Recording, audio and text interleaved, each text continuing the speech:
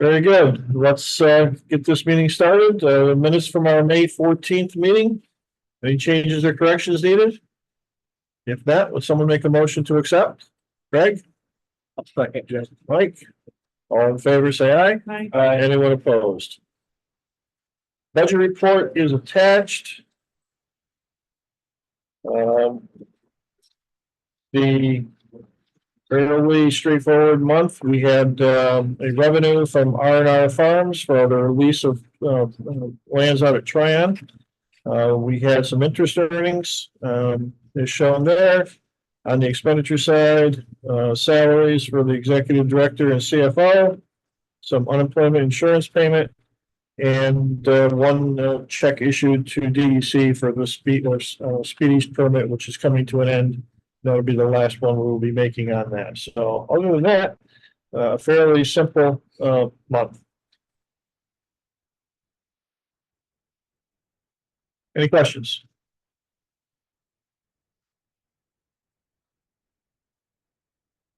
If not, would someone make a motion to accept the report? Motion. Dave, thank you. Second. Sue, thank you. Any further discussion or questions?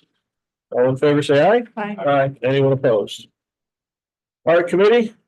Dave, your monthly bank reconciliation. Yeah, I reviewed them. Everything looked to be in order. The only thing I questioned was a note Carol put on page 3 of the report that talked about money being moved into a shadow account, which seemed nefarious to me, so I had to do that. And apparently it's something that the bank does to, I'm gonna guess they use our money to their advantage to, not exactly sure what's going on there, but. Well, the way this new account works is we deposit our money with to NBT, and then they put the money into a certain account, and then they distribute it to other banks. Okay. Yeah, so the FDI insurance limit is 250,000. So it's called an ICS account. Right. So if you got $1 million, 250,000 will stay in MBT. Overnight, 750 will go to 3 other banks. So you're always got FDIC insurance because you're spread among multiple banks, 250, and then MBT in return gets money from those banks so that you can have FDI insurance on your entire deposit. Gotcha. Okay. So the statement we just got in yesterday showed the names of the 3 banks, and each of them received just under $250,000. Okay, but we're getting 4.85% interest on this account as opposed to 0.01 we were getting on the old money market. Right. Sure. So the money was transferred into that account on June 28th. And for the 3 days of the 28th, 29th, and 30th, we earned almost $300 in interest. Oh, okay. So, okay. Yeah, great. Very good. Any questions for Dave? But I had the same reaction when Carol came in to explain it to me. She said, yeah, it goes into a shadow account.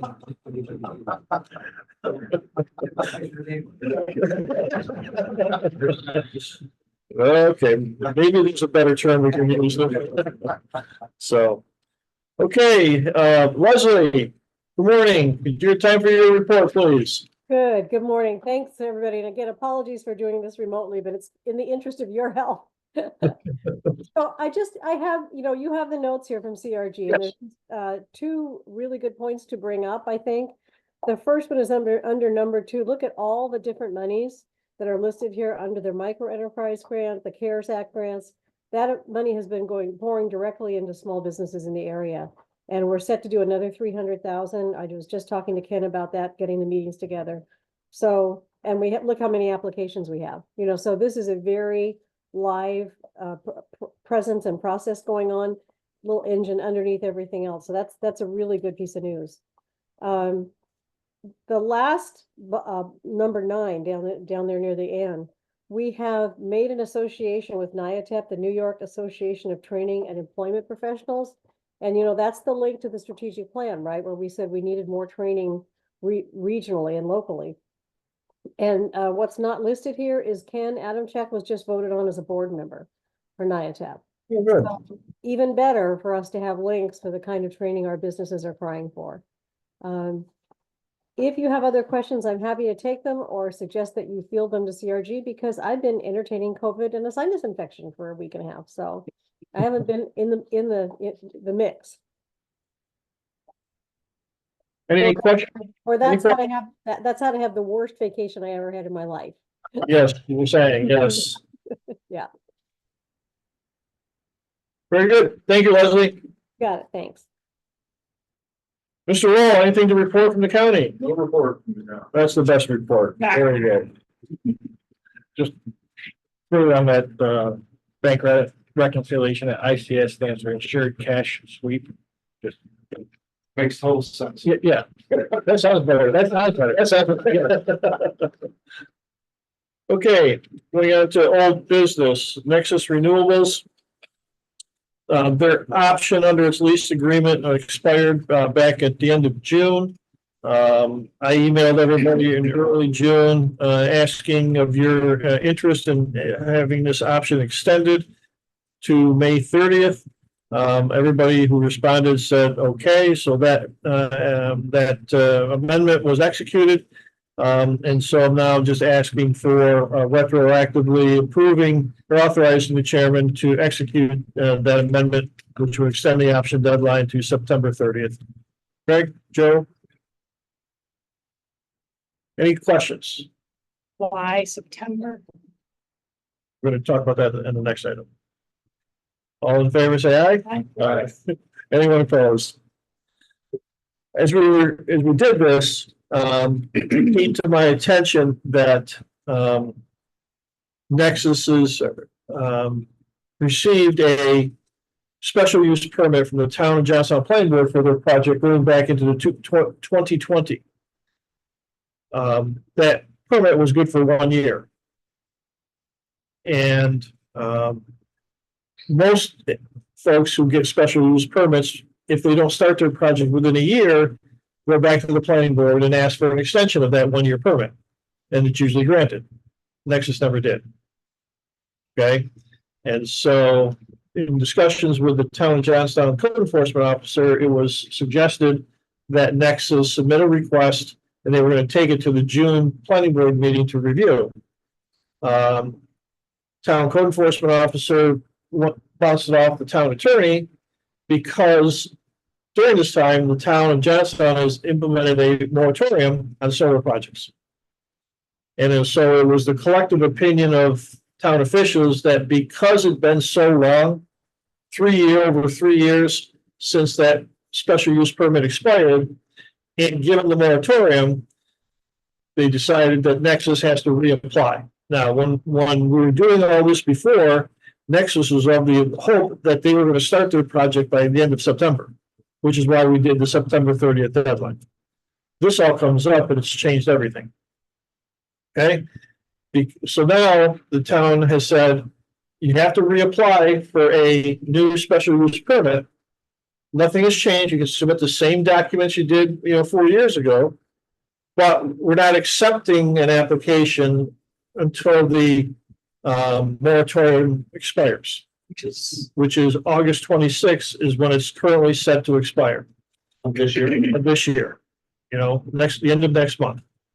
Now, the town board of the town of Johnstown has the prerogative and ability to extend that deadline if they so desire or need to, as they try to figure out what they're going to do relative to solar projects in the future.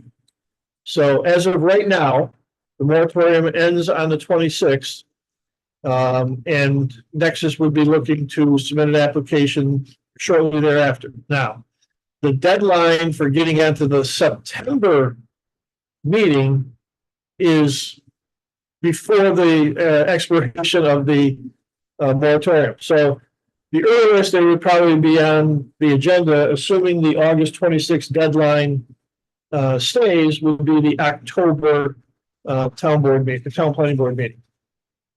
Okay.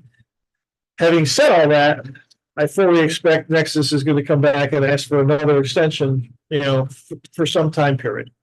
Okay. But they're not going to probably do so until they know whether or not the town board is going to extend the August 26th deadline. Everybody understand all that? Usually when someone comes up with a moratorium, they're figuring out what guidelines, laws they want to implement. Have they implemented any new laws or guidelines or they're? Not yet. Not yet, which indicates to me that they're probably going to extend the moratorium. Because you would think that they would have done just what you're saying before the moratorium expires, and then they, they've done what they wanted to do. We're kind of in a holding pattern, right now. Okay? All right, on to T-bills. T-bills 4 and 5, will be coming due, in August before your next meeting. At the top of page 4 of your agenda are the current, rates. The best rate it's either 3 or 6 months. They're almost the same, but, those are the current rates. Any prognostications of where they're gonna go? Mr. Banker? I think they're gonna stay right where they are through the end of the year. So is there a recommendation or preference to which term you would like to renew these for? 6 months. 6 months is, yeah. Is that a motion, Joe? Yep. I'll second. Any further discussion or questions? All in favor, say aye. Aye. Anyone opposed? 6 months it is. Now, let me ask you this question. It's not till August 8th. Okay, is when will they actually be renewed? If the rates change significantly, would you want me to notify everybody and you change your mind? I would think so, yes. Okay, What constitutes a significant change? So you got a quarter point. yeah, it's your point. Yeah, 25 basis points. You shadow of him. Okay, that's right. All right. Crossroads Park Housing continuing to show it. No offers yet. Colleen has distributed it to so far about a dozen housing developers. She's staging these out somewhat. She didn't send it out to everybody all at once, but the word is out there, and hopefully we will get some positive news here shortly. I'll just add to that, Jim. So developers, we've seen it's usually a long lead time on these projects. Because once they identify a property before they kind of commit to buying it, they're gonna go to the town and check with the planning board to see what they can, what they can't do. They're gonna see what permits they're gonna need. So they're gonna try to line up everything in place so that when they make the offer on the property, they know that they can build what they are planning to build. So, it's good that she's showing these to a number of people and there's interest. It just, we might not get like an offer next week. It might be a few months before a serious offer would get made. And a couple of them have done just that. Mhm. They have reached out to Gloversville. A couple have contacted the mayor, a couple have contacted the building inspector on what they can or can't do there. So that discussion is currently taking place. Now, it may lead to more interest by the builder, or it might lead to saying, I'm not interested, but those discussions are occurring. So that's certainly a positive thing. The development strategy work is ongoing. There was a stakeholder workshop that was held on June 28th out at FMCC. There were 30 or so attendees. I think from my perspective, those who attended were really engaged because there was a lot of discussion, a lot of input that was received. Which was great. A number of potential projects were identified. Some that hadn't been talked about before, which was good. The MRB group is now working with the steering committee to try to take all of the massive projects and identify 5 from there that seem to be most feasible.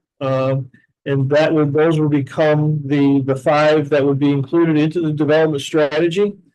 All of the other projects that didn't rise to the level of those five will still be put into the development strategy, so that in the event a year or two down the road, a grant becomes available that could fund one of those other projects. We could, when we apply, we can say that that project is still in the development strategy. Once those five are finalized, MRB will then get into a deeper dive for each project. Who will implement it? When will it happen? How does it, what will have to get done? So kind of a step-by-step process. Cost estimates, what grants are available, and get into a lot of the details for that project. So things are moving along, and we'll see where it goes from here. When are they looking to finish? The contract says they will finish by November at the latest. We're hoping that they actually can get it done sooner, but the contract says they have to make a presentation to the Board of Supervisors at the Board of Supervisors November meeting. And then they're supposed to present the final report at that time. So, and I'm very comfortable that they're on pace to do that, so. Tom, anything to add about what you saw at that meeting? It was interesting. I was there to listen. Yeah. A lot of good ideas, like Jim said, each topic was given 45 minutes to an hour, and we could have gone well beyond that time. Each topic's a lot of good discussion. Yeah. So, anything to add? Wasn't it 5 projects per, Economic development, Yeah. housing, and so it tourism. would be a total of like 15 projects. And trying to be very specific in terms of a project. For example, in previous strategies, a recommendation was downtown development. Which is too big. What does that mean? Okay, as opposed to build this building in downtown for this purpose. Okay, and so that's what we're trying to get those 15 projects to be that specific, so that we all understand and it becomes something very tangible that we can implement. Okay? Is it interested in develop a indoor sports event center? Yes. Again, these were just some suggestions. I'm not saying these are rising to the 5, but again, just an example of something that hadn't been talked about. And again, within the context of that particular suggestion, the person who commented said, when we look at all of our recreational assets that we talk about here in Fulton County right now, they're all outdoor. Weather dependent. Weather dependent outdoor. We don't have an indoor facility that could be used year round during inclement weather and attract other types of things that instead of outdoor activity. So there was somebody thinking differently than most of us had been, And and it wasn't just the Iceplex. so, We all got a chuckle. so. Just curiosity on this, develop access to the lake. Mhm. So obviously the lake does have access points for, Northampton campsite, there's boat launches. Are you talking about expanding the current ones or finding a new one or? Yes, Okay. either or both, and the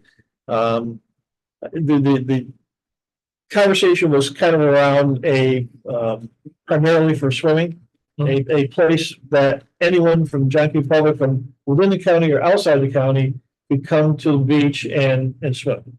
Yeah. The comment was made that there are enough boat launches. Okay, there's multiple boat launches, public and private. This would be more towards, a swimming beach. There was discussion about the county maybe taking over an existing one, when Northampton, Northfield, the Mayfield Beach.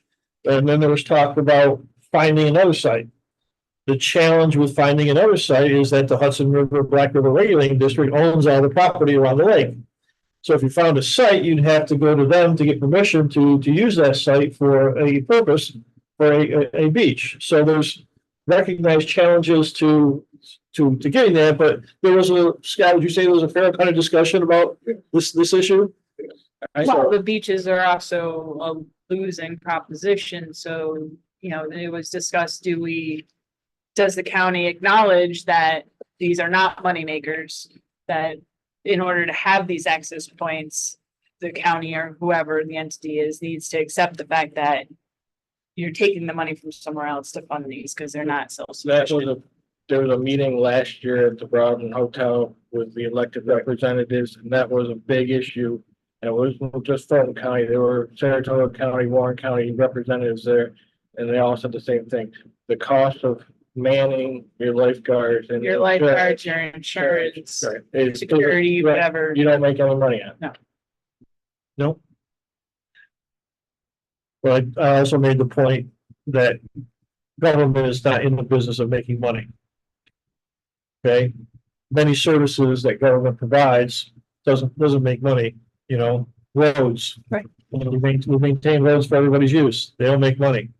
You know, public health department, we provide health services, doesn't make money. Sheriff's department, you know, so I balance No, that, you know. That was a saying- valid point, but it's like, you know, do you But take it's some of the so- Fed tax Right. or something? Right. Like, how do you earmark the money to, There is a cost and recognize, and that cost is growing. and each year. the Mayfield Beach sounded like a really nice location that's being underutilized. And didn't he say it was like 11 or 14 acres or something? And Correct. I mean, you could have some pavilions, maybe make it a little bit more like a Saratoga park type thing. If the Hudson River Black River Regulating District allowed that. So it's the Hudson River's 14 acres. It's, yes, So they, yes. they own what, 10 feet off the high water mark? All the way around the lake?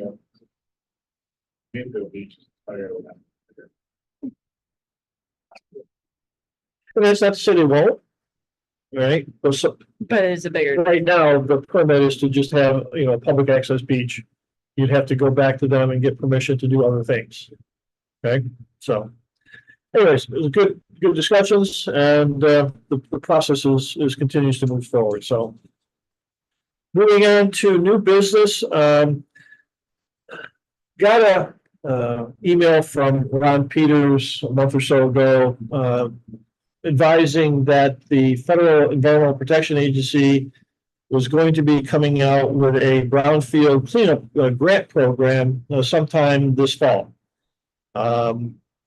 That prompted some internal discussions and wanted to take a look at the one building out at Tryon that still remains, that's not part of the big complex of Building 3, Building 60. This is what's called Building 64. It's the wood frame structure that used to control the gates that when folks would come into the men's side of the facility. And so reached out to Win Stanley, who had gone in and done a complete analysis of that building. And they found there was asbestos in that building. They estimated the cost of removing that, which was primarily floor tile, to be about $60,000. Well, looked at that number, that was back in 2022. That didn't include, if we were going to do a project, we'd have to pay prevailing wages, added in inflation, added in engineering, put in a contingency. And really, right now, we're probably talking $130,000. Okay. My question to you folks is, would you be interested in pursuing a grant for that, to try to get that abatement done on the floor tile in that building? The reason I was interested in that is because we did have the county's demolition team go out there and look at that building. And they said they could demolish it like they have in the past on our behalf. But we'd have to get rid of the abatement or the asbestos in the floor tile. Because they would have to tear up that floor and they couldn't do it with the asbestos tile on there. They changed their policies before they tore down all those other buildings, and they all had asbestos, and they just. But they left the slabs there. No, but The key is this, they left the slabs there and the slabs didn't have the asbestos floor tile. Okay, I don't believe the policy has changed, but that's just the direction that Dave Rhodes came back to us with. Not asking if there was nothing to formally authorize today, other than to say, That'd be great. if if that program becomes available, you know, then we would apply for dollars. I don't know right now what the local share would be, because they haven't come out with that information. But I just wanted to give you folks an FYI that there may be an opportunity out there. Now, having said all that, also talked with Win Stanley Enterprises about applying for dollars to do clean up the big building 3. All right, because a big part of their cost was the asbestos abatement in that building, in addition to the demolition cost. So if we could apply for one large grant that would include building 64 and building 3. But if Win Stanley is not interested in the bigger one, then we might just do the smaller building 64. So we're all kind of waiting to see what the terms of this grant are going to be when they come out. Again, just wanted to give you some information, and it sounds like it's something of interest, depending upon, again, the details when they come out. So we'll keep you posted.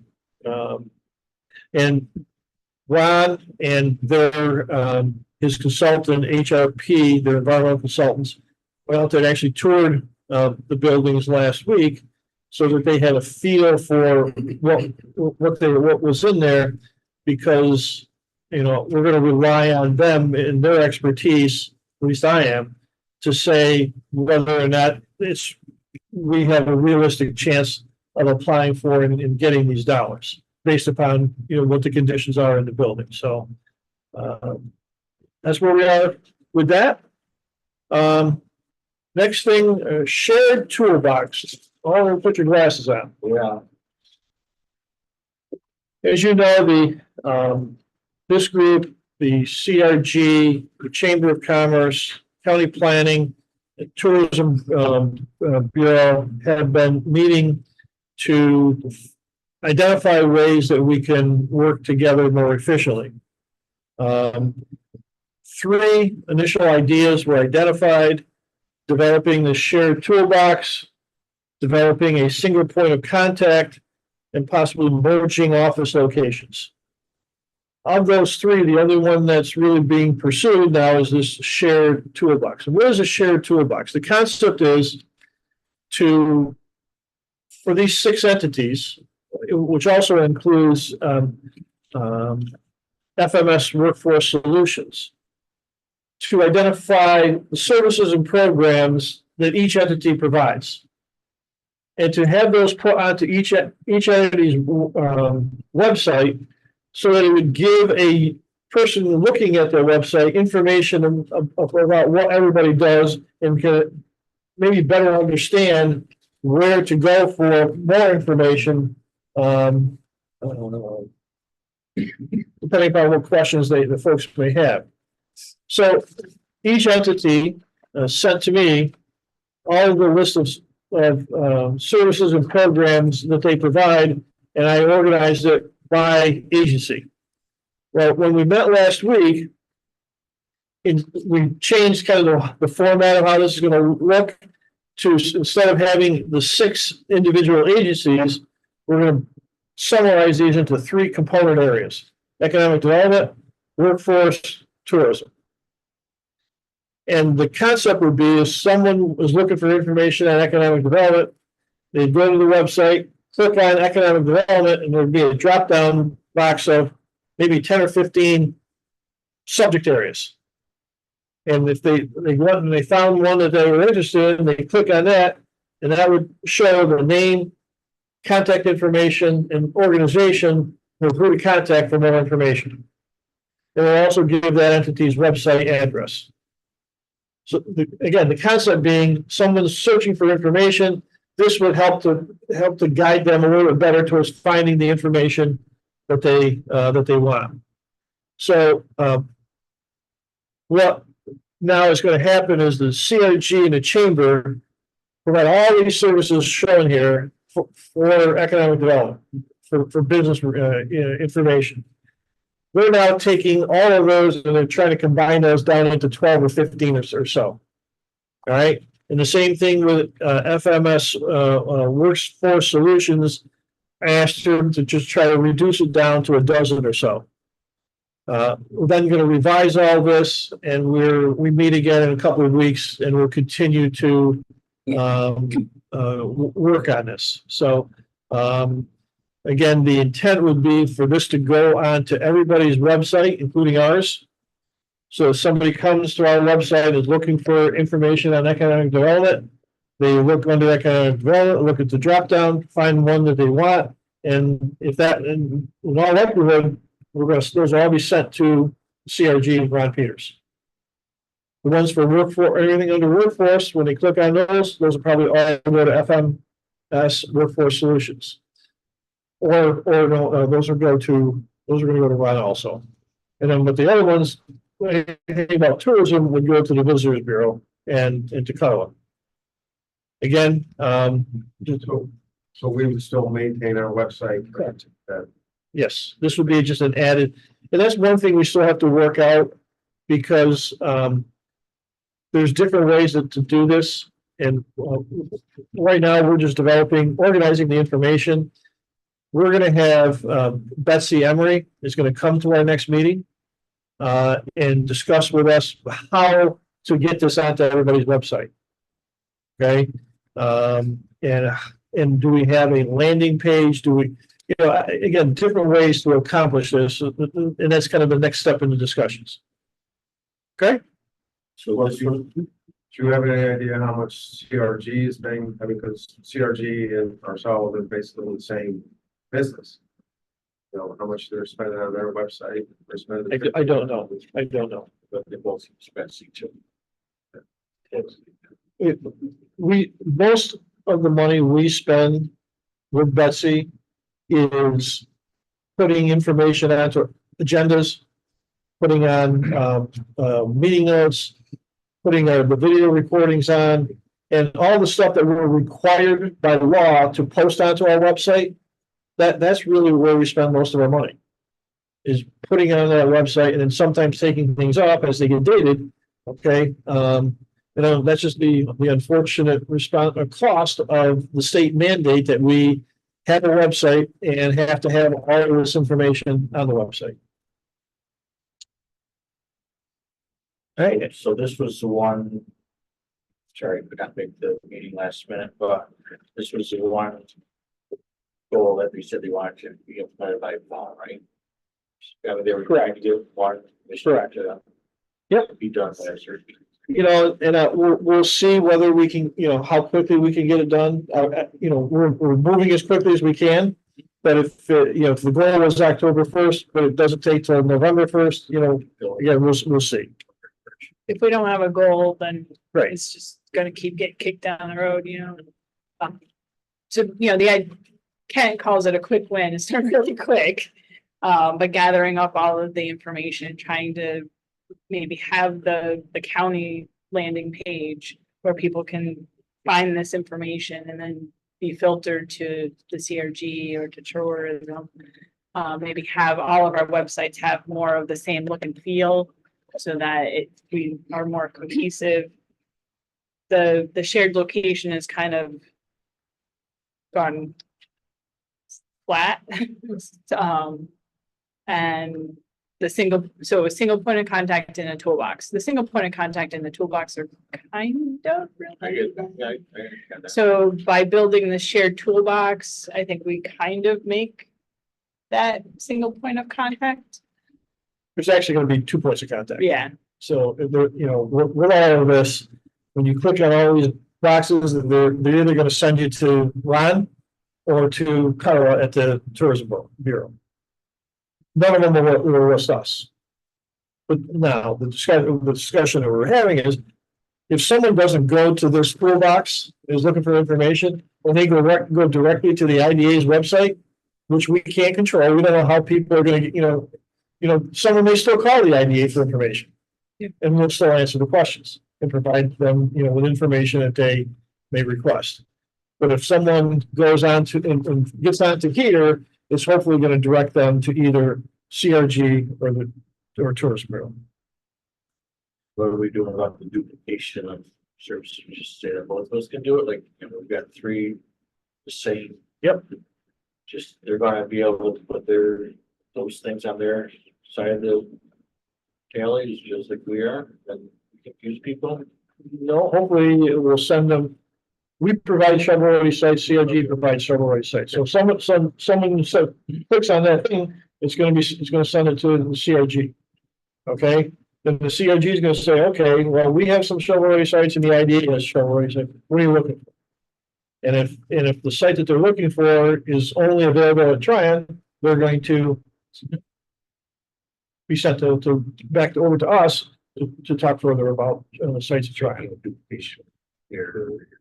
Yes. Okay. Again, it's a process that we're moving at here, so. I would say our sites are more shovel ready than the CRGs. At present, yes, they are. Yeah. At present, yes, they are. So, And at least in the short term, we've kind of settled in on a once a month meeting. short term. Not sure how long that will be necessary, but. Right. But yes, we have another one scheduled for 2 weeks from yesterday.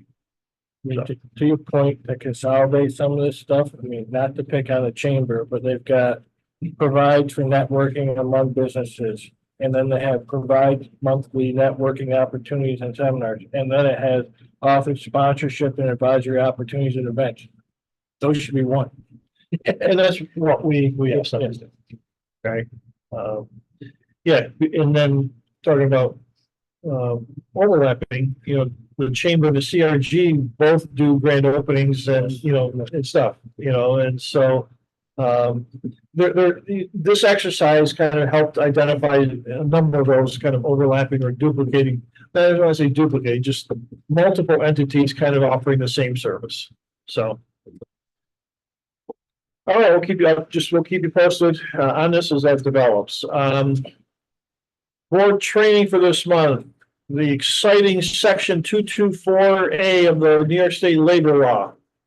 This actually has been in effect for some time now. Just a reminder that if a company comes to us for a project, and that project meets these two thresholds, the total construction cost exceeding $5 million and public funds comprise at least 30% of the total construction cost, even though it's a private sector project, we would be required to have that project pay prevailing wages. This law has been in effect. We haven't had a project come to us that meets these two thresholds, but just a reminder that in the event one did, we would have to require that project pay prevailing wage. What does that mean?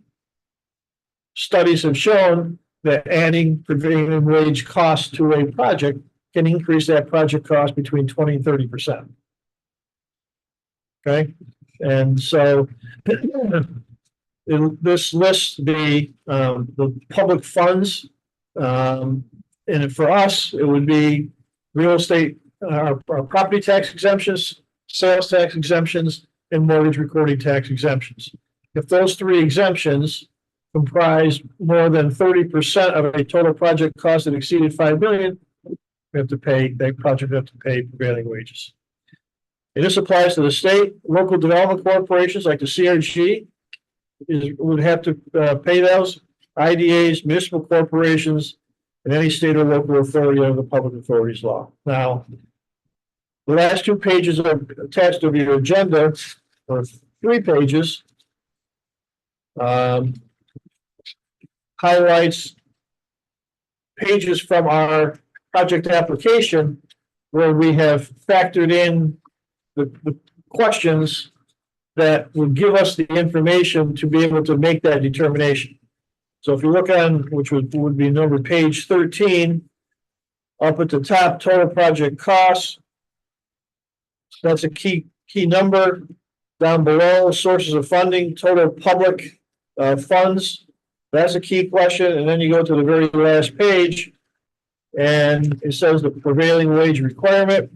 You look at those two figures, figure out what the percentage is, and that's the determination of whether or not we'd have to require that project to pay prevailing wages. Kara, have you had one yet that's required this? No. Okay. Not yet. So, What is the prevailing, or is it because of what the trade is? Yeah. Electrician. And then or- Trade, the region and the Labor. state. The whole schedule that gets issued for each. I've had a project that meets the criteria, but then an exemption applies because it's part of the DRI or something like that, so. The ones with tax credits. Really kind of meet that. Get the project up to a 30%, but. Then there's some exceptions with the housing and things, so. So I'm curious. So this would apply to any project that we help fund through our benefit. correct. What if a nonprofit were to move forward with a project that's getting grant funding through the government, 30% of a $6 million project? Would that require? There's certain exceptions for not-for-profits, but then there's different criteria that those not-for-profits have to meet Really? in order to be exempt. Under this If section? you look under the Yeah, certain types of projects are exempt, down right in the middle, not-for-profit corporations organized under section 102 of the not-for-profit law. That one, have gross annual revenues in support of less than 5 million, and two, they're not, exclusively for the purposes of just holding title to a property, so. Not-for-profits that meet those would be exempt. Gotcha. Okay. Hopefully, we don't have to deal with this, but if we do, that would something we would certainly have to notify the company of. So, okay. That's all I have for our open session. Does anyone have anything else to bring up? If not, could someone make a motion to go into executive for the purposes shown on the agenda? Joe? Is there a second to that motion? Joe? All in favor, say aye. Tom? 8:44. Yeah, thank you, Tom. Yeah. I'll make that motion. Mike and Joe? All in favor, say aye. Aye. Anyone opposed? 9:13. Sue, I'll make a motion to close. is there a second? Joe? Go for it. All in favor, say aye. Aye. The meeting is now closed at 9:14 a.m. Did you get insured, Ken?